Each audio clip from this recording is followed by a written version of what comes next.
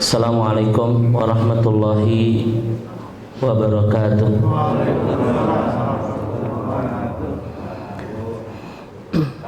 Alhamdulillahi rabbil alamin. Alhamdulillahilladzi bi ni'matihi tatimmus shalihat. Wa asyhadu an la ilaha illallah wahdahu la syarikalah. Wa asyhadu anna Muhammadan abduhu wa rasuluh al-mab'utsu rahmatan lil alamin. Allahumma iftah lana qulubana wa alhimna rushdana wahdina ila siratikal mustaqim.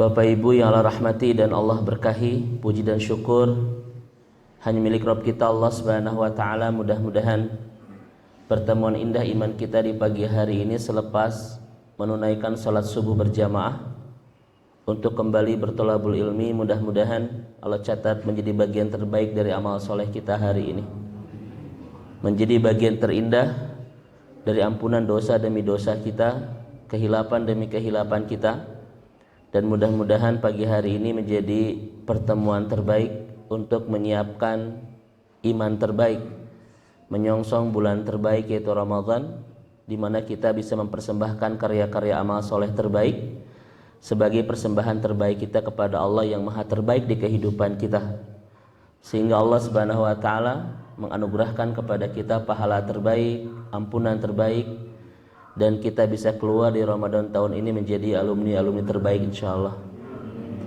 Andaikan ini menjadi Ramadan terakhir buat kita semua dan kita tidak dipertemukan kembali dengan Ramadan tahun-tahun berikutnya, maka mudah-mudahan Ramadan inilah yang betul-betul bisa mengantarkan kita ke pintu surga. Bapak Ibu yang Allah rahmati dan Allah berkahi, di pertemuan sebelumnya kita membahas Allah Asy-Syakur, dan hari ini kita membahas Allah As-Sabur. Kita akan lebih dekat, lebih jauh, lebih akrab, berta'aruf, berkenalan dengan salah satu nama Allah Subhanahu wa taala yang akan membuat pribadi kita menjadi orang-orang yang sangat teguh di dalam kesabaran melalui hal apapun yang tidak mengenakan di kehidupan, ya. Allah As-Sabur. Bapak Ibu yang Allah rahmati dan Allah berkahi, secara bahasa As-Sabur itu terambil dari kata sabara yasbiru sabran, Pak, ya, yaitu habsun nafsi alal jazai, menahan diri dari keluh kesah dan kesedihan. Jadi orang yang sabar itu tidak kelihatan keluh kesahnya, tidak kelihatan kesedihannya, karena mereka adalah orang-orang yang pandai menyembunyikan semua itu, ya, di dalam hatinya dan tidak dimunculkan ke permukaan. Itu makna dasar dari sabar, habsun nafsi alal jaz'i, ya. Tidak kelihatan keluh kesah dan kesedihan karena pandai menyimpan semua itu di kedalaman hati dan tidak dimunculkan ke permukaan.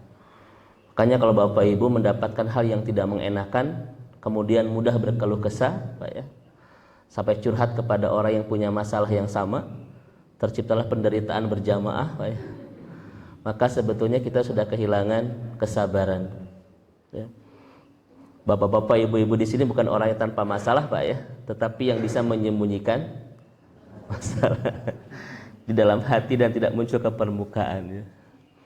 Baik, ini secara makna dasar dari sabar.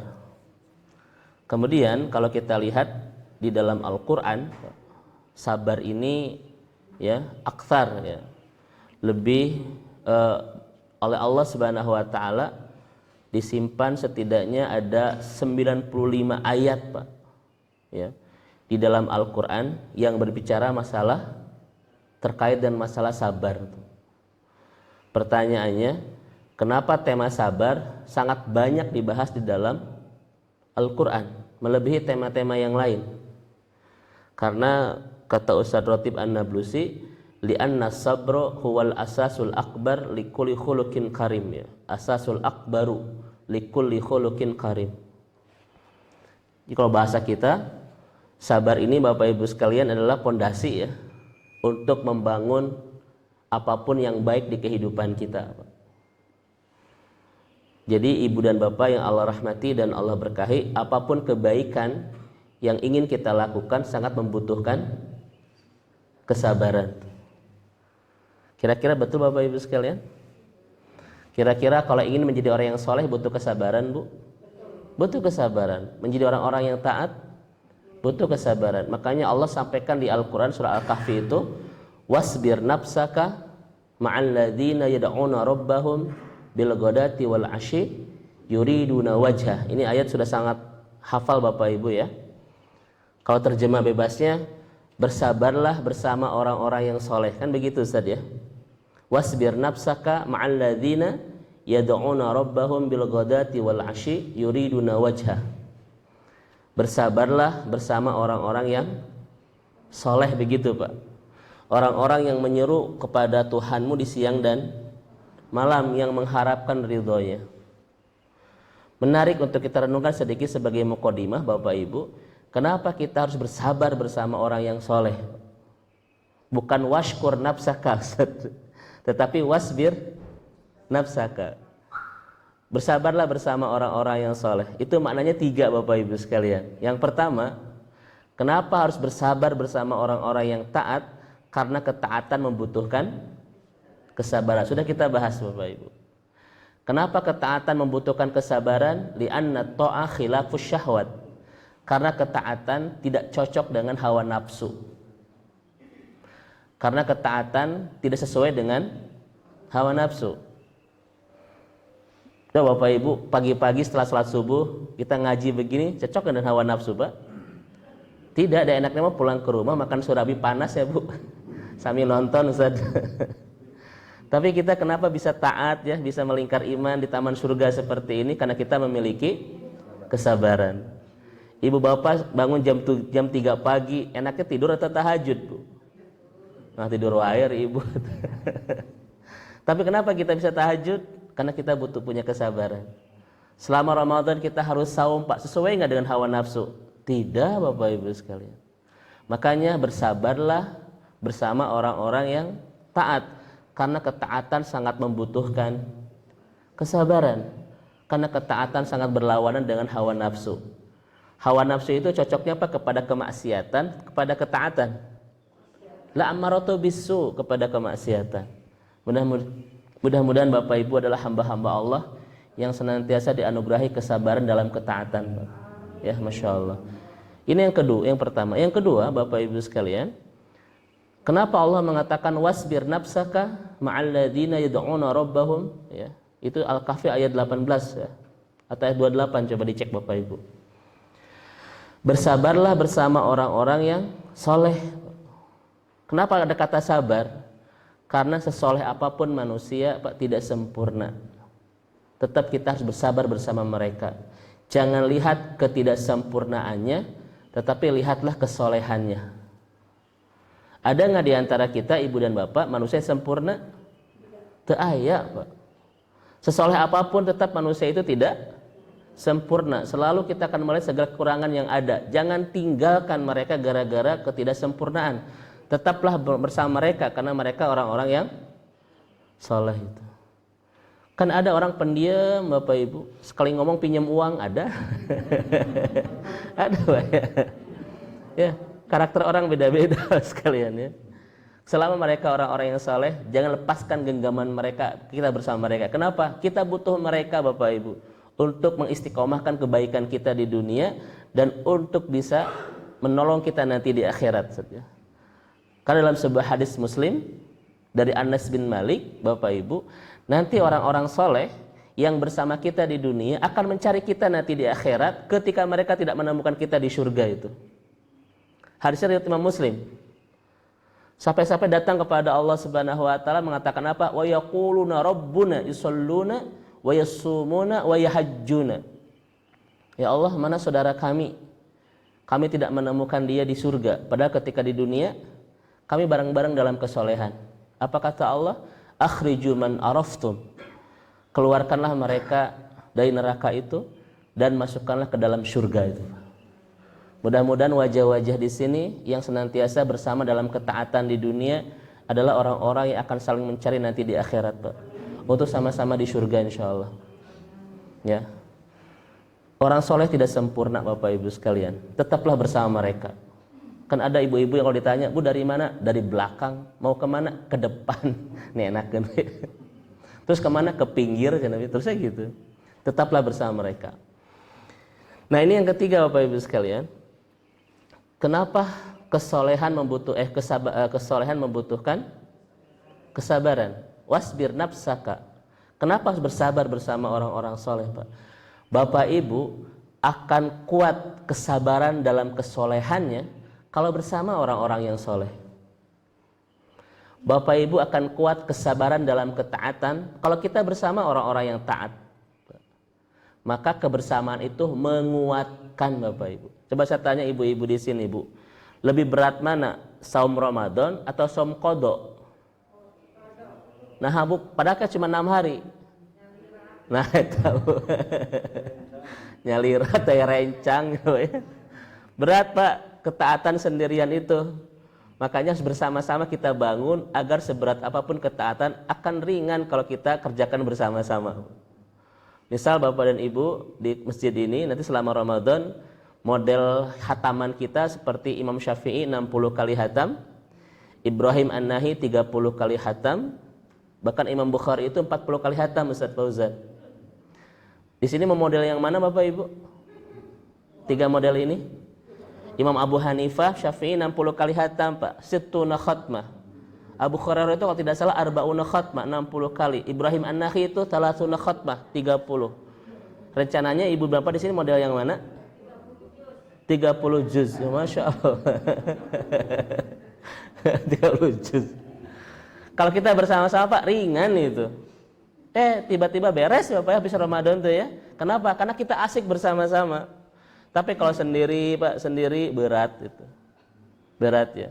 Karena kan program nata'ammaluna ma'al Qur'an fi syahr Ramadan, interaksi kita bersama Al-Qur'an di Ramadan itu ada 3 Bapak Ibu setidaknya. Pertama, punya hataman Bapak Ibu ya.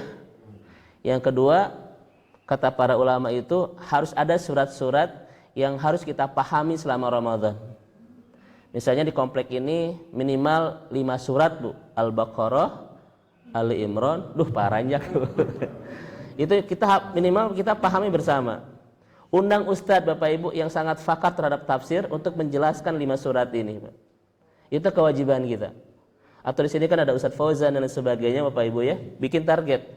Misalnya Ramadan ini ada 3 surat atau 4 surat yang akan kita pahami bersama-sama tafsirnya. Karena Al-Quran Bapak Ibu ya betul-betul jadi pendoban hidup.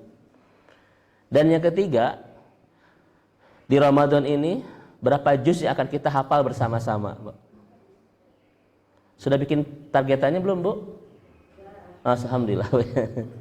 Mudah-mudahan juz 30, juz 29, juz 28 kita barang-barang itu Bapak Ibu sekalian meringankan ya. Mudah-mudahan Bapak Ibu senantiasa dibersamakan oleh Allah sampai nanti ke surga insyaallah. Nah ini Bapak dan Ibu yang Allah rahmati dan Allah berkahi, kenapa tema sabar paling banyak dibahas dalam Al-Quran? Karena memang tema sabar itu Pak, apapun yang ingin kita bangun di kehidupan ini butuh kesabaran. Sabar ada di setiap program-program kebaikan, ketaatan itu. Bahkan membangun akhlak yang baik saja Pak, itu butuh kesabaran. Bapak Ibu ingin jadi pemaaf butuh kesabaran tidak? Ingin jadi orang tawadu Pak, butuh kesabaran. Maka Bapak Ibu sekalian, apa kata ulama? Kamalud dunya waddin murattabatun qawiyah bisabri. Kesempurnaan agama dan dunia kita sangat berkaitan dengan namanya kesabaran. Baik, ini dulu sebagai mukadimah. Bapak Ibu coba lihat kalimat Rasulullah sebagai prolog kita untuk masuk ke Allah As-Sabur. Dalam sebuah hadis riwayat Imam Muslim, Allah Subhanahu wa taala Rasul mengatakan as-sabru diyaun. Sabar itu adalah cahaya. Sabar itu adalah cahaya. Ini menarik untuk kita renungkan. Kenapa Rasulullah SAW tidak menyebut sabar itu adalah qawiyun Pak, kuat. Sabar itu adalah solihun, kesolehan. Sabar itu adalah misalnya Bapak Ibu sekalian apalagi hasanun, kebaikan. Tetapi Rasul mengatakan as-sabru diyaun, sabar itu adalah cahaya. Ini kira-kira kenapa Bapak Ibu? Saya tanya, saya jawab biar cepat Bapak Ibu ya. Kenapa Rasul mengatakan as-sabru diya, sabar itu cahaya? Li'annal ibtila dulumat. Karena musibah itu kegelapan. Orang kalau dapat musibah itu biasanya poiken, Bu. Ya kan? Poiken, Pak. Ada nggak Bapak Ibu sekalian orang yang pada akhirnya mengakhiri kehidupan gara-gara dapat musibah? Ada. Kenapa? Karena ketika orang mendapatkan musibah, kadang nggak tahu dia harus ngapain, Pak. Dia harus melangkah kemana, dia harus minta bantuan ke siapa itu. Poiken Bapak Ibu. Minimal salah satu cara kegelapan orang musibah itu buruk sangka sama Allah, marah-marah sama Allah Subhanahu Wa Taala, atau berakhlak yang tidak baik kepada Allah. Kau zalim ya Allah, kau kejam ya Allah. Itu tanda orang poiken Bapak Ibu. Ada nggak orang yang bilang kepada Allah kau zalim Bapak Ibu? Saya tanya kepada ibu dan bapak sekalian, siapa makhluk yang paling buruk di muka bumi ini? Iblis, betul Pak. Pernah nggak bilang buruk sama Allah? Tidak. Bapak Ibu lihat Al-Quran, lihat As-Sunnah Pak. Apa kata mereka? Wa bi'izzatika wa bijalalika. Demi keperkasaanmu ya Allah, demi kemuliaanmu ya Allah. Mereka makhluk yang buruk tetap kata-katanya mulia kepada Allah. Saya bilang kepada Bapak Ibu, siapa makhluk yang paling mulia? Kita kan? Tapi sering berkata buruk kepada Allah. Itu. Iblis makhluk yang buruk, Bu, tapi kata-katanya baik sama Allah. Kita makhluk yang sangat mulia, tapi kata-kata kita buruk sama Allah. Kau kezam ya Allah, kau zolim itu. Allah, kau masih sayang nggak sih sama aku? Jeng lebaynya Bu ya itu. Kenapa orang bilang begitu Pak? Poiken itu. Pertama adalah al-ghadab, marah-marah sama Allah. Ya Allah, kenapa kau berikan aku musibah seberat ini? Gitu kira Bu. Saya ini ya Allah sudah soleh stadium 4, sudah tahajud siang malam tuh Bu. Siang malam. Tapi kenapa dapat musibah? Tetangga saya mah tidak pernah ke masjid, tidak pernah ngaji. Kenapa tidak dapat masalah? Kayak engkau salah ngasih alamat masalah. Cina gitu Pak. Yang salah alamat bukan Allah Bu, penyanyi dangdut itu. Itu gara-gara marah Pak sama Allah. Gara-gara apa Bu? Al-ibtila dulumat, kegelapan itu poiken Bapak Ibu sekalian. Ada nggak orang berputus asa sama Allah? Ini di luar kemampuan saya sudah tidak sanggup lagi bertahan Pak. Ujian ini di luar batas kemampuan saya. Ada orang yang bilang begitu? Ada, padahal dia tahu ya la yukallifullahu nafsan. Nah itu Bapak Ibu sekalian. Gara-gara apa? Dulumat, poiken itu. Bahkan ada Bapak Ibu yang Allah rahmati dan Allah berkahi, berakhlak yang buruk, dan pada akhirnya apa Ustaz? Dan pada akhirnya ta'arud, menentang Allah Subhanahu wa taala. Tinggalkan ibadah, tinggalkan ngaji, tinggalkan tilawah. Kenapa tinggalkan? Buat apa saya ibadah? Toh Allah tidak tolong hidup saya. Ada Bu? Ada itu. Makanya Ali bin Abi Thalib, Ustaz Fauzannya mengatakan kadal faqru ayyakuna kufran. Kadang kefakiran itu mendekatkan kepada kekufuran. Itu orang kalau. Kenapa? Li'annal ibtila dulumat. Maka Bapak Ibu sekalian, sabar adalah seni menemukan cahaya di tengah kegelapan. Ketika Bapak Ibu punya masalah, maka bersabar. Kenapa? Selalu menemukan cahaya di balik itu. Karena Rasul mengatakan as-sabru diyaun. Selalu ada cahaya yang ditemukan oleh orang-orang yang sedang menghadapi musibah ketika mereka melaluinya penuh dengan kesabaran. Sabar seni menemukan cahaya di tengah kegelapan. Itu ya. Nah, Bapak Ibu yang Allah rahmati dan Allah berkahi, dari sabar ini Allah Subhanahu wa taala perkenankan namanya begitu indah, as-sabur Bapak Ibu sekalian. Apa Bu? Baik. Imam Al-Ghazali memberikan 3 penjelasan kenapa Allah Subhanahu wa taala memperkenankan namanya kepada kita as-sabur. Yang pertama Bapak Ibu, fi'lu syai'in fi zamanin munasibin. Jadi berbuat sesuatu di waktu yang tepat. Ini makna pertama. Innallaha la yata'akhir wa la yasta'jal. Allah tidak pernah terlambat, Allah pun tidak pernah tergesa-gesa. Kenapa? Karena Allah as-sabur, Pak. Fi'lu syai'in fi zamanin munasib. Hanya datang, hanya memberi, hanya berbuat di waktu yang tepat. Maka Bapak Ibu sekalian, pertama, Allah itu Pak ketika berbuat sesuatu la yudafi bita'jil. Tidak dimotivasi dengan ketergesa-gesaan. Bapak Ibu sering nggak tergesa-gesa? Sering, Pak. Apa alasannya? Ameh cina Bu. Ameh jongjon. Ibu kenapa sahur jam 1? Ameh jongjon cina Bu. Ibu kenapa buka jam 4 sore? Ameh jongjon. Buka jam 4. Kadang kita pun tergesa-gesa, ameh rine, ameh nyalse, Pak. Allah tidak. Ada banyak perbuatan kita yang kita lakukan ketergesa-gesaan. Kenapa? Ya itu tadi, ya. Motivasinya adalah apa? Ameh itu Ustaz? Biar santai, biar apalagi Bu? Biar senang. Biar tenang kan begitu Pak ya. Kita kadang berbuat sesuatu dimotivasi dengan ketergesa-gesaan. Kenapa? Tadi itu supaya nyantai, supaya nyalse, supaya tenang. Allah tidak. La yudafi bita'jil. Perbuatan Allah tidak dimotivasi dengan ketergesa-gesaan. Yang kedua, perbuatan Allah Bapak Ibu la yudafi bitakhir. Tidak dimotivasi dengan keterlambatan. Tidak ada perbuatan Allah yang terlambat Bapak Ibu. Karena Allah tidak pernah dimotivasi oleh lambat apa ya? Kan kalau tergesa-gesa balikannya apa, Pak? Kebalikan tergesa-gesa? Lalai Bapak Ibu sekalian, ya. Kita sering Bapak Ibu lalai. Kita biasanya motivasinya apa, Bu? Kewelah itu. Kan begitu ya? Itu kita. Allah tidak pernah dimotivasi dengan ketergesa-gesaan dan Allah tidak pernah termotivasi dengan kelalaian tadi. Kenapa? Karena Allah as-sabur. Pertanyaan saya kepada ibu dan bapak, ada enggak perbuatan Allah yang tergesa-gesa? Ada enggak Bu perbuatan Allah yang terlambat? Maka jangan pernah bilang terlambat sama Allah.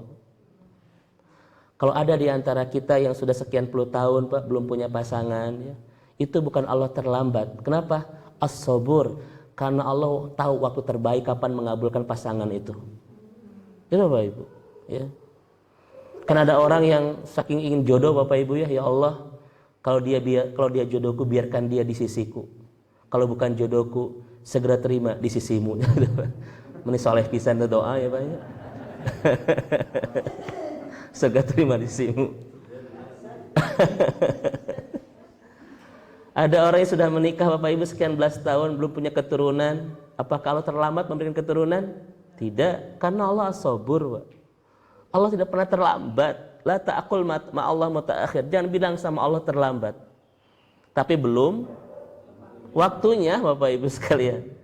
Karena kalau sudah waktunya, tidak ada kesulitan bagi Allah untuk mengabulkan apapun. Innallaha ala kulli syai'in. Allah maha mampu menerbitkan mentari di ufuk timur. Apalagi sekedar menerbitkan kebahagiaan di kehidupan kita Bapak Ibu cetek bagi Allah. Allah maha mampu meredakan curah hujan yang deras. Apalagi sekedar menyeka air mata kita itu. Betul gak Bu? Betul gak Bu? Mampu bagi Allah Pak. Tapi kenapa belum mengabulkan? Bukan Allah memperlambat. Tetapi innallaha ya'ti fi waqtil munasib. Allah hanya datang tepat pada waktunya Bapak Ibu sekalian. Ya. Contoh begini ibu dan bapak yang Allah rahmati dan Allah berkahi. Bapak Ibu sekalian, kita punya timing waktu dan Allah punya timing Pak. Allah punya timing waktu itu? Allah punya waktu kapan mengabulkan. Kita pun punya rencana waktu, ya kan? Saya tanya kepada ibu dan bapak, rencana waktu siapa yang terbaik? Rencana waktu kita, rencana waktu Allah. Tuh Bapak Ibu. Allah itu datang tepat pada waktunya. Sesuatu yang datang tidak pada waktunya indah tidak, Bu? Saya ulang Bapak Ibu sekalian. Ini kajiannya akidah banget ya. Sesuatu yang datang tidak tepat pada waktunya indah tidak? Tidak, Bu. Karena yang indah itu tepat pada, hafal ibu-ibu segala lagu. Makanya Bapak Ibu, ketika kita berdoa dan Allah belum mengabulkan, bukan Allah tidak mengabulkan, tetapi Allah Maha tahu kapan waktu terbaik mengabulkannya. Dan saya yakin Bapak dan Ibu tidak mau dikabulkan di waktu yang tidak. Tuh, begitu. Maka biarkanlah waktu itu Bapak Ibu kepada Allah. Kenapa? Karena Allah sang perancang waktu terbaik kapan mengabulkan doa-doa kita. Ini setuju Bapak Ibu ya? Baik. Karena kita suka ini Bapak Ibu ya, suka mendikte waktu. Ya Allah, berikan saya jodoh bulan Ramadan. Karena rasanya ketika sawah nggak sanggup lagi sendirian gitu. Karena begitu Ustaz itu ya. Ya Allah, beri saya rezeki tanggal 24, tanggal 25 banyak COD ya Allah. Nah itu Bapak Ibu. Kadang kita mendikte waktu. Sang perancang waktu terbaik adalah Allah. Bapak Ibu pernah nggak kita punya doa, Pak? Kita pinta sama Allah Subhanahu Wa Taala, kemudian doa itu tidak dikabulkan sampai kita lupa dengan doa itu. Tahun-tahun berikutnya Allah kabulkan, pernah nggak Bapak Ibu? Kadang kita lupa dengan doa-doa kita, tetapi Allah tidak akan pernah lupa dengan doa-doa yang kita pinta. Semuanya diarsip, semuanya didokumentasi, dan Allah cairkan di waktu yang tepat itu. Kenapa? Allah Maha tahu kapan waktu yang tepat mengabulkan doa. Karena Allah as-sabur, Bu, hanya datang tepat pada waktunya. Setuju Bapak Ibu sekalian? Mari kita lihat hadisnya. Ada seorang sahabat bertanya sama Rasulullah sallallahu alaihi wasallam, "Ya Rasulullah, mastijalu?" Wahai Rasul, apa yang disebut dengan istijal itu? Ini banyak Bapak Ibu di antara kita. Kalau di sini tidak ada insya Allah, ini ahli surga semua. Ada orang-orang apa yang mustajil, yang punya sifat istijal itu. Dan para sahabat bertanya sama Rasulullah sallallahu alaihi wasallam, "Ya Rasulullah, siapa istijal itu?" Baik. Baik. Tapi mau ikut kajian itu. Kata Rasulullah, qad da'autu falam ara yastajibuli fayastahsiru inda dzalik wa yad'ud du'a. Itulah sifat istijal. Kata Rasul, yaitu orang yang mengatakan, aku sudah berdoa Bu. Aku sudah siang malam berdoa. Falam ara yastajibuli, tapi aku tidak melihat doaku dikabulkan. Fayastahsiru inda dzalik, kemudian merasa bosan, Pak, merasa pesimis, merasa ini kayaknya Allah nggak akan kabulkan deh. Ada perasaan itu ya Ustaz ya? Wa yad'u doa, kemudian dia tinggalkan doa itu. Berdoa sama Allah siang malam Bapak Ibu, dan tidak melihat doanya dikabulkan, kemudian mulai merasa pesimis, mulai merasa cangcaya, kemudian bosan, sekarang mau dikabulkan, dan dia berhenti berdoa. Itu namanya apa Bapak Ibu? Istijal. Ada nggak orang yang kayak begini? Banyak Pak. Ustadz, abi mah tos pasrah. Banyak yang bilang begitu Bapak Ibu. Itu namanya istijal Pak itu. Kenapa sudah pasrah Bapak Ibu? Saya ini kisah nyata Bapak Ibu sekalian. Saya punya jamaah haji tahun 2018 Pak. Pasangan suami istri sudah menikah 17 tahun. Dan mereka Pak sudah memasrahkan 5 tahun. Artinya sudah tidak mau berharap lagi. Kenapa tidak mau berharap lagi? Takut kecewa Bapak Ibu. Karena kekecewaan kepada Allah Subhanahu wa taala. Pertama, fid du'a, di dalam berdoa. Bagaimana bentuk husnudzonnya? Teruslah meminta. Teruslah berharap. Karena bukan Allah tidak mengabulkan, tapi Allah Maha tahu kapan waktu terbaik mengabulkan. Kenapa? Allah nggak akan pernah datang di waktu yang tidak tepat. Karena Allah as-sabur. Dan sesuatu yang indah tepat pada waktunya. Yang kedua Bapak Ibu, teruslah berhusnudzon kepada Allah firroja, di dalam harapan. Ini maksudnya bagaimana? Kata Dr. Amr Khalid, ketika Bapak Ibu bangun dari tidur, maka bangunlah harapan-harapan yang indah bersama Allah. Itu bentuk husnudzon. Hari ini saya pasti dapat rezeki. Ya Ustaz, lop-lop ya Ustaz? Baik. Sudah suudon itunya mic-nya ya. Hari ini saya pasti dapat kebahagiaan. Hari ini saya dapat anugerah, Bu. Bangun harapan yang baik bersama Allah setiap hari. Hari ini saya pasti dapat kejutan membahagiakan. Ketika semua itu tidak ada, Bapak Ibu dapat pahala loh. Pahala dari apa? Berbaik sangka sama Allah. Seorang mukmin yang baik tidak boleh membangun harapan yang buruk bersama Allah. Hari ini saya pasti kecewa. Hari ini saya pasti dapat bete. Hari ini saya pasti dapat air mata. Hilangkan semua itu. Karena seorang mukmin yang baik adalah terus membangun harapan-harapan yang baik bersama Allah. Ada nggak Bapak Ibu orang yang pas bangun Pak redet gitu ya? Hari ini pasti bete Pak. Hari ini pasti tidak akan dapat minyak. Dan terusnya itu. Ada yang kayak begitu nggak Bapak Ibu? Dia sudah berburuk sangka sama Allah. Namanya su'udzon birroja itu. Nggak boleh seorang muslim begitu sama Allah Pak. Hari ini saya pasti dapat kejutan indah. Hari ini saya pasti dapat kebahagiaan, dapat rezeki, dapat anugerah. Begitu bersama Allah. Andaikan semua itu tidak ada, Bapak Ibu dapat pahala. Karena kita terus berbaik sangka sama Allah Subhanahu wa taala. Hilangkan Bapak Ibu prasangka-prasangka buruk karena kita punya Allah yang maha baik. Ya, setuju? Yang ketiga, Bapak Ibu, husnudon bil masaib. Harus berbaik sangka dengan musibah. Nanti kita akan bahas Bapak dan Ibu tentang musibah yang lebih dalamnya di nama-nama Allah terkait dengan bab ini ya. Terutama di bab as-salam itu nanti. Ustadz, kenapa kita harus berbaik sangka dengan musibah? Inna ma'al usri yusran.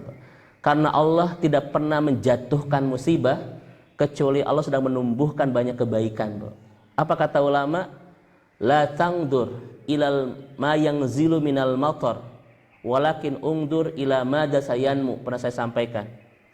Jangan lihat hujan dari apa yang jatuhnya, tapi lihatlah apa yang ditumbuhkan setelah itu. Setuju Bapak Ibu? Jangan lihat hujan yang jatuhnya. Kenapa rudet?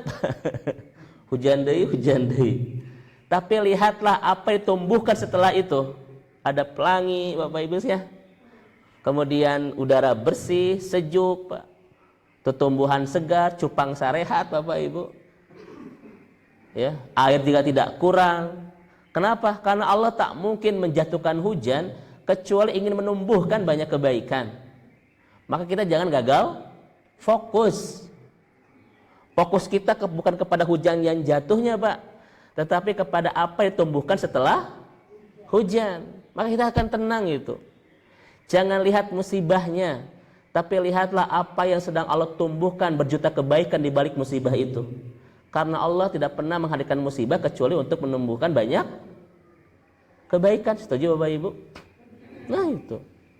Kenapa kita sakit? Kenapa Allah masih kasih pandemi? Seorang mukmin yang baik Ustaz ya. Apa kata Allah? Wa may yu'min billah yahdi qalbah. Mukmin yang baik mudah menangkap hikmah di balik musibah. Mudah menangkap cahaya di balik gelapnya malam. Mudah menangkap pelangi di balik derasnya hujan, Pak.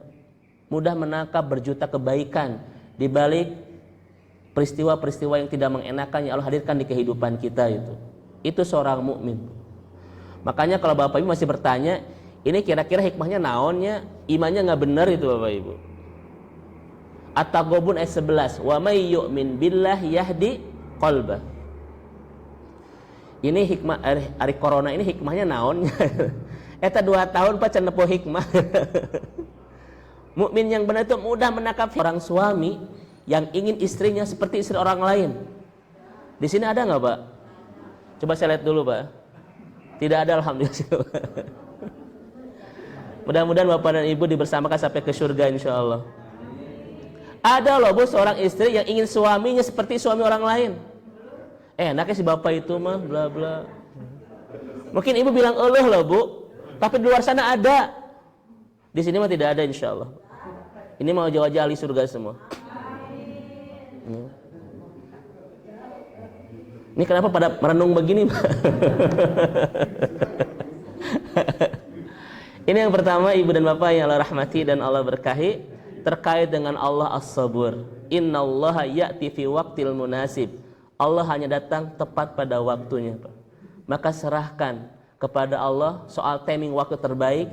Yang penting kita tidak pernah berhenti meminta, tidak pernah berhenti berharap, tidak pernah berhenti berdoa kepada Allah Subhanahu wa taala. Dan setelah itu Bapak Ibu tunggu penantian itu dengan kesabaran. Kenapa? Karena siapapun yang nunggu di ruang tunggu bernama kesabaran selalu menemukan jawaban-jawaban indah penuh kebahagiaan setiap penantian. Itu Ali Imran ayat 200 Pak. Isbiru wasabiru warabitu wattaqullaha la'allakum tatakun. Mah tuh Ramadan Ibu. Tatakun wah Ibu. Itu mah Al-Baqarah 183. Karena Ramadan wah Ibu.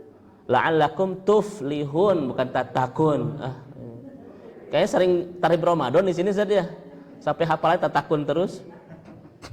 Bersabarlah Bapak Ibu, maka Anda akan bahagia. Artinya apa? Kesabaran hanya milik orang-orang yang indah dalam penantian. Maka siapapun yang nunggu di ruang tunggu bernama kesabaran selalu menemukan jawaban-jawaban penuh kebahagiaan di setiap penantian. Makin kuat kesabarannya, makin dekat kebahagiaannya. Baik, yang kedua Bapak Ibu sekalian. Siapa Allah As-Sabur itu? Yaitu takhirul iqabah. Allah yang mengakhirkan hukuman atas dosa-dosa kita. Kalau kita tidak kalau Allah bukan As-Sabur, kita sudah tidak ada Bapak Ibu. Kenapa?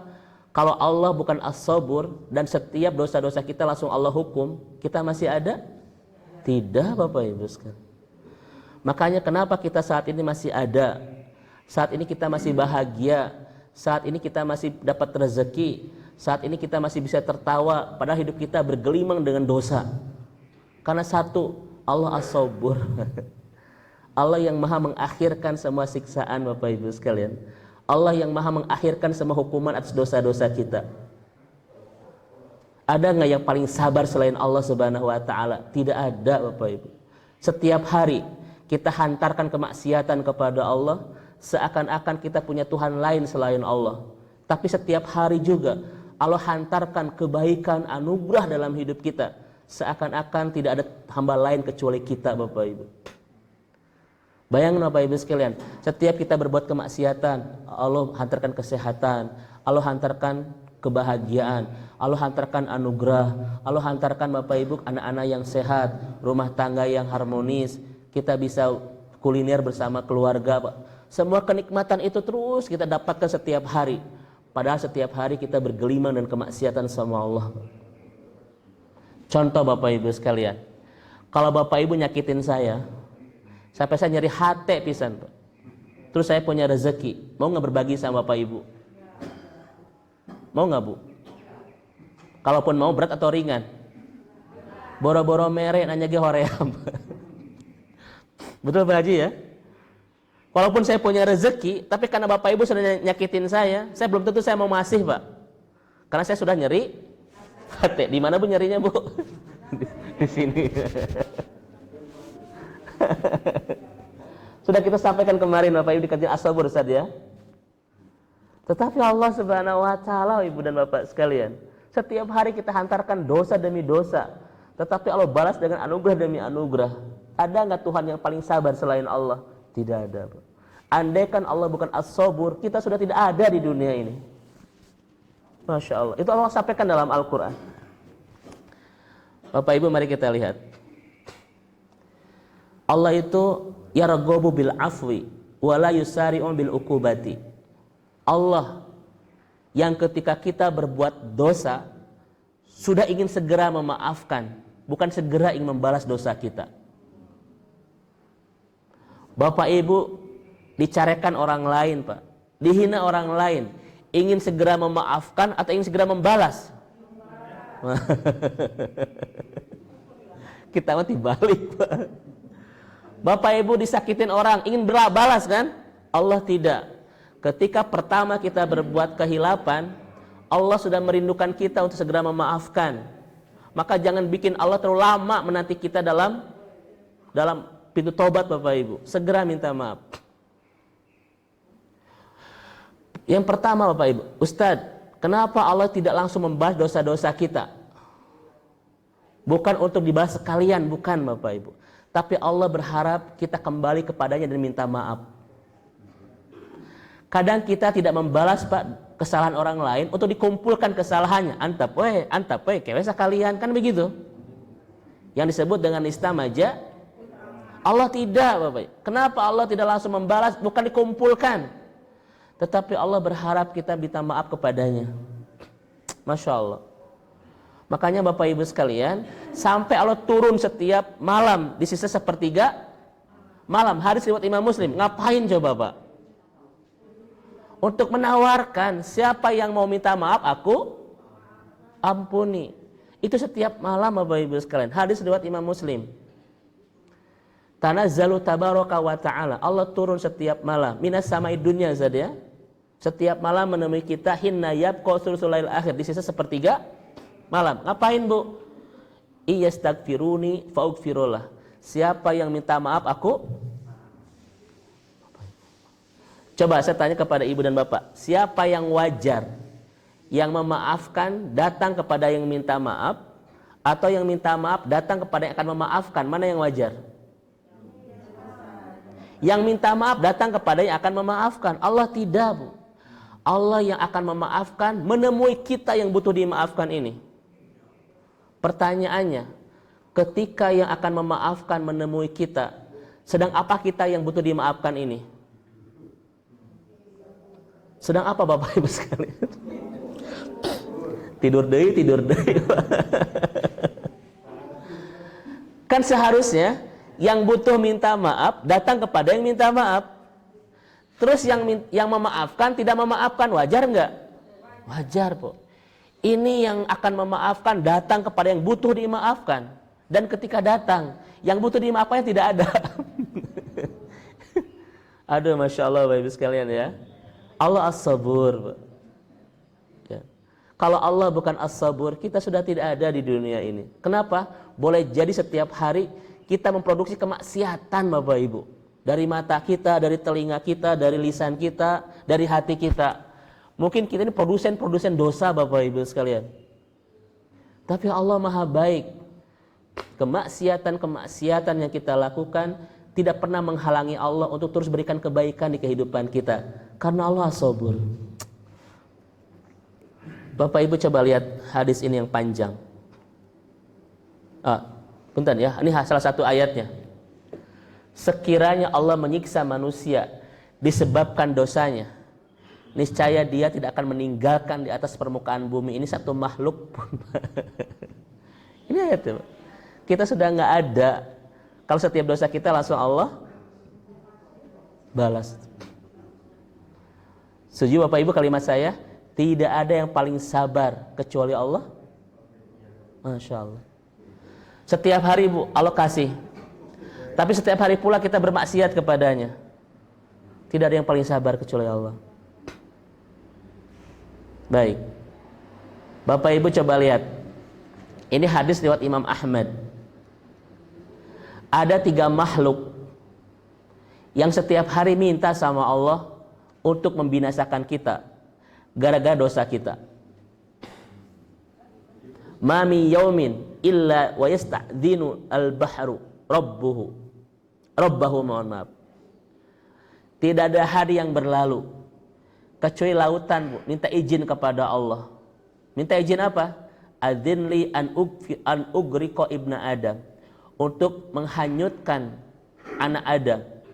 Fa innahu akala rizqaka wa abada ghairuka.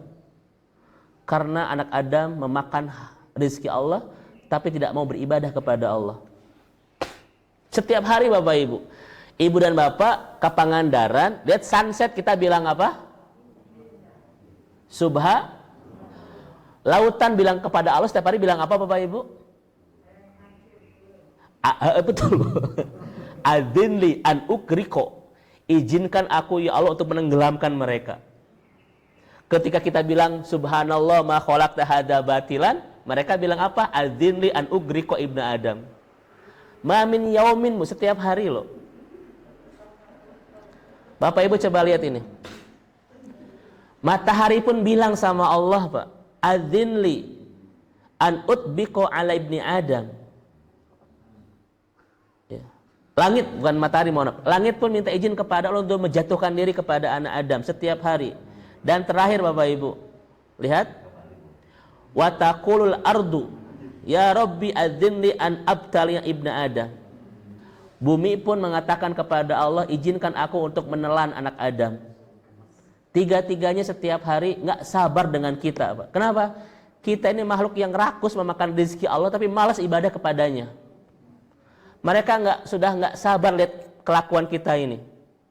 Sampai tiga-tiganya minta izin untuk coba bawakan Bapak Ibu sekalian. Tapi Bapak Ibu jangan musuhan sama mereka ya. Mau ke laut entong Bapak Ibu ya. Tapi saya tanya Bapak Ibu, apa jawaban Allah? Ketika makhluk-makhluk besar itu minta izin untuk membinasakan kita, kata Allah, da'ahum, biarkan mereka. Lau khalaqtumuhum la rahimtumuhum. Andaikan kalian yang menciptakan mereka, tentu kalian akan mencintai mereka. Masya Allah, Bapak Ibu. Sabar Allah dengan kita itu. Ya. Ketika makhluk-makhluk lain mendesak untuk membinasakan kita, Allah menahan dan melindungi kita. Da'hum, biarkan mereka. Andaikan kalian yang menciptakan mereka, tentu kalian akan mencintai mereka. Dan apa kata Allah di akhir? Fa in tabu fa anna habibuhum, fa in lam yatubu fa anna tabibuhum. Indah sekali. Ketika mereka minta maaf kepadaku, aku akan mencintai, akan jadi kekasih bagi mereka. Dan ketika mereka tidak meminta maaf kepadaku, aku akan jadi dokter yang akan mengobati mereka. Indah sekali, ya. Kalau Allah tidak menahan mereka, kita sudah binasa. Indah Bapak Ibu, lihat kalimat ujungnya. Kalau mereka minta maaf, aku jadi kekasih. Kalau mereka tidak minta maaf, aku jadi dok. Berarti dalam hidup kita Allah fungsinya dua, Pak, dokter dan kekasih. Bapak Ibu pilih mana? Kenapa pilih kekasih? Memang dua-duanya Pak Haji, tapi kalau kita milih yang mana? Kenapa pilih kekasih Ibu? Kenapa? Ibu karena kekasih wae Ibu mah.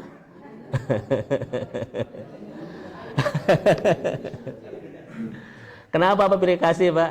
Karena akan membahagiakan prikos tanpa ada harga yang harus kita bayar. Tapi kalau dokter membahagiakan setelah menyuntik, setelah ngoperasi, setelah kemo, itu Pak, setelah itu tuh, ya kan? Tuh, COVID gratis. Ini kadang kita disakitin dulu sama dokter loh Bapak Ibu, dioperasi, disuntik, di kemo, tapi nantinya kita akan sembuh. Cuma ada harga mahal yang harus kita bayar dulu. Maka kalau Bapak Ibu ingin menjadi orang-orang yang bahagia tanpa disakitin dulu, segera minta maaf kalau kita punya salah. Itu rumusnya Pak. Karena kalau kita tidak minta maaf, Bapak Ibu nanti akan sadar, akan baik, tapi setelah ada dioperasi dulu, di kemo dulu, ya begitu bahasanya. Walaupun kita sudah sangat paham, musibah di tangan Allah seperti pisau bedah di tangan dokter. Fungsinya bukan untuk menyakitin, tetapi menyelamatkan, menyembuhkan, dan membahagiakan. Tapi kita hanya akan rasa sakit dulu dengan operasi itu. Mudah-mudahan Bapak Ibu sekalian, kita semua adalah kekasih-kasih Allah. Ini yang kedua Bapak Ibu sekalian, ya. Dan Bapak Ibu tahu, kan iblis itu terus minta sama Allah, wa bi'izzatika wa bijalalika la ugwi ibadaka ma damat arwahum fi asadihim. Demi keperkasaanmu ya Allah, aku tidak akan pernah lelah menyesatkan anak Adam selama ruhnya ada dalam jasadnya. Tapi kata apa kata Allah? Aku akan terus ampuni mereka selama mereka minta maaf kepadaku. Iblis bilang lagi, aku kesatkan mereka. Kata Allah, aku ampuni mereka. Aku kesatkan mereka sampai 3 kali loh Bu. Aku akan ampuni mereka. Sok sesabar apa Allah sama kita Bapak Ibu sekalian. Ya, Masya Allah Bapak Ibu. Maka mudah-mudahan ini menjadi salah satu cara bagaimana kita jatuh cinta kepada Allah. Karena tidak ada yang paling sabar dengan kelakuan kita kecuali Allah Subhanahu wa Ta'ala. Terus berikan keindahan, kebahagiaan, kesehatan, walaupun kita banyak berbuat khilaf kepadanya. Terakhir, karena waktu, siapa Allah As-Sabur itu? Adalah Allah yang memberikan kesabaran kepada hamba-hambanya, Bu. Maka siapapun yang saat ini sedang bersabar, dia sedang bersama nama Allah dan dia sedang bersama Allah, Bu. Makanya Allah mengatakan wallahu innallaha ma'a sabirin dan wallahu yuhibbu sabirin, Bapak Ibu sekalian. Maka siapa yang sudah kehilangan kesabaran, itu artinya Pak, dia sudah tidak bersama anugerah dari Allah itu. Karena Allah lah yang memberikan kesabaran itu. Dan saya katakan kepada ibu dan bapak sekalian, kenapa ulama bilang begini Bapak Ibu? Nah ini, as-sabru kanzun min kunujil khair. Sabar itu satu ibadah yang bisa menghimpun segala kebaikan.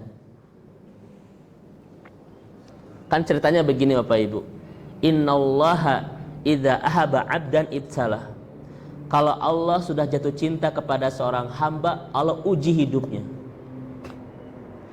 Tanda cinta terindah Allah dalam hidup kita apa Bapak Ibu? Ujian. Tanda cinta suami ke ibu apa biasanya? Bu, transferan, apalagi?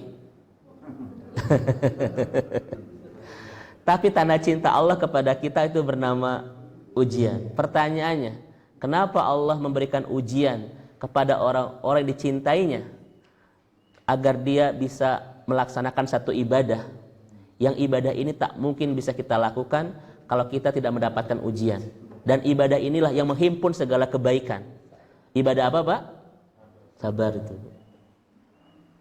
Saya ulang Bapak Ibu ya, biar kita paham kenapa Allah menguji orang-orang dicintainya untuk memudahkan dia melaksanakan satu ibadah yang bisa menghimpun segala kebaikan yang akan memudahkan dia pulang ke surga. Yang ibadah ini tak mungkin bisa dia lakukan kalau tidak mendapatkan ujian. Ibadah apa? Sabar. Ustadz, kenapa sabar itu disebut dengan kanzun min kunujil khair? Satu ibadah yang bisa menghimpun segala kebaikan, Pak. Bapak Ibu lihat dalam Al-Quran, orang bersabar dibersamai siapa? Allah. Orang yang bersabar dicintai sama siapa, Bu? Innallaha ma'a sabir, innallaha yuhib, wallahu yuhibbu. Bahkan Bapak Ibu lihat ayat hadis ini. Apa kata Syekh Al-Aini? Al-basyarah al-azimah wal fadilah ad-dhahirah lis-sabir. Ada kabar gembira, ada keagungan, ada kemuliaan, ada keajaiban bagi orang-orang yang sabar. Apa itu? Bitakfiril khotoya. Dosanya dikuras habis. Yang kedua, wajiyadatil hasanah. Pahalanya dideraskan Bapak Ibu. Sampai-sampai sabar itu sebuah amalan yang pahalanya Bu nggak bisa kita hitung. Bi ghairi hisab. Zumar ayat 10. Maka orang yang bersabar, orang yang sedang sibuk menampung pahala yang menderas karena memang tidak ada wadah yang sanggup untuk menampungnya itu. Innama yuwaffas sabiruna ujurahum bighairi hisab. Satu-satunya ibadah Bu yang pahalanya nggak ada hitungan, unlimited. Itu cuma sabar. Kalau Bapak Ibu baca Al-Quran, ada hitungan pahalanya 10 kebaikan setiap ayat. Bapak Ibu sedekah, ada hitungan nggak pahalanya? 700 kali lipat Pak Haji ya. Kalau kita melaksanakan sholat, apa pahalanya Bu? Diampuni dosa. Kalau kita melaksanakan sabar, apa pahalanya? Selain itu Pak, tidak hanya dicintai, dibersamai, dibersihkan dosa-dosa kita, bahkan pahala kita diberikan tanpa ada hitungan itu. Indah nggak ibadah ini Bu? Maka Bapak Ibu sekalian, maka ketika orang sabar, dia sedang dibersamai dengan nama Allah As-Sabur, sedang dicintai oleh Allah, sedang dibersihkan dosanya, sedang dideraskan pahalanya. Bahkan kata Syekh Al-Aini Bapak Ibu, wadukhulil jannah, sedang dimudahkan untuk masuk surganya. Indah nggak Mas sabar ini Bapak Ibu? Makanya ya Bapak Ibu sekalian, itu Ustaz. Makanya ketika Allah memberikan episode hidup yang butuh kesabaran, Bapak Ibu, jangan buruk sangka sama Allah. Oh, Allah sedang mencintai saya. Oh, Allah sedang membersamai saya. Oh, Allah sedang menderaskan pahala saya. Oh, Allah sedang menguras dosa-dosa saya. Oh, Allah sedang memudahkan saya ke surga. Bahkan Bapak Ibu sekalian, apa kata Dr. Muhammad Al-Arifi? Salah satu golongan yang akan ke surga tanpa hisab siapa? Ahlus sabri, Bu. Orang yang ketika di dunianya diuji banyak kesabaran. Mereka adalah orang-orang yang direncanakan oleh Allah untuk ke surga tanpa hisab. Bapak Ibu ingin ke surga tanpa hisab? Berarti ingin jadi ahli syukur, ahli sabar.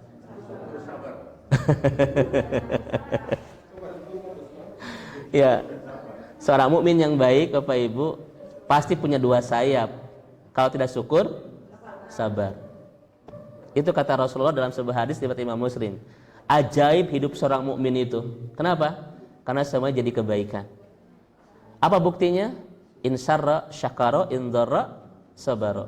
Ketika dianugerahi dia bersyukur, ketika dimusibahi dia bersabar, Pak. Seni menjadi mukmin terbaik adalah mensyukuri setiap anugerah dan mensabari setiap musibah. Bapak Ibu nggak mungkin bisa kayak begini kalau kita nggak benar imannya dan nggak kuat imannya. Mudah-mudahan Ibu dan Bapak sekalian, kita hamba-hamba Allah yang terus dianugerahi kesabaran. Pertanyaan terakhir Bapak Ibu, sabar ada batasnya? Ada Bapak Ibu sekalian. Ya. Sabar tiada berbatas, itu indah tapi salah, Pak.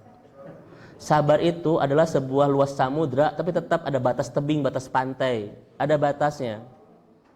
Ini hadisnya. Apa batas kesabaran Bapak Ibu? Hatta talqauni alal haud. Bersabarlah kalian sampai bertemu aku di telaga haud. Ini batas kesabaran. Jadi Bapak Ibu, setelah kita bertemu Rasul di telaga haud, kita sudah nggak butuh kesabaran lagi, sudah selesai itu Pak. Itu batasnya.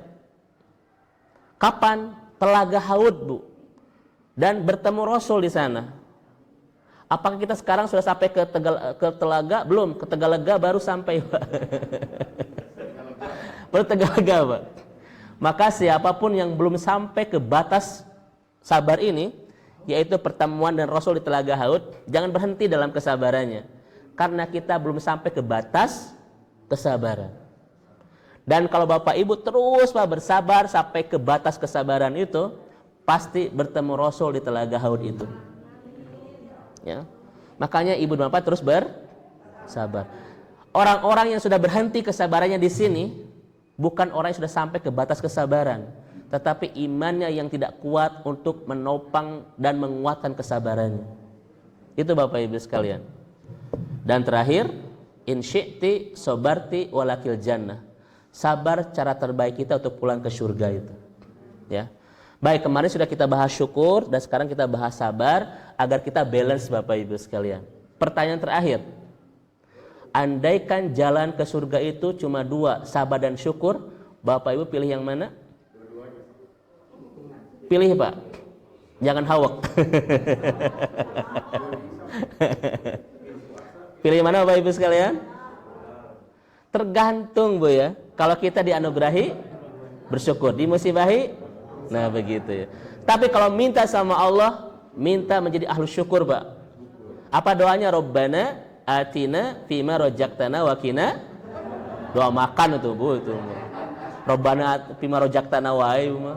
Rabbana atina fid dunya hasanah wa fil akhirati. Kenapa Bapak Ibu?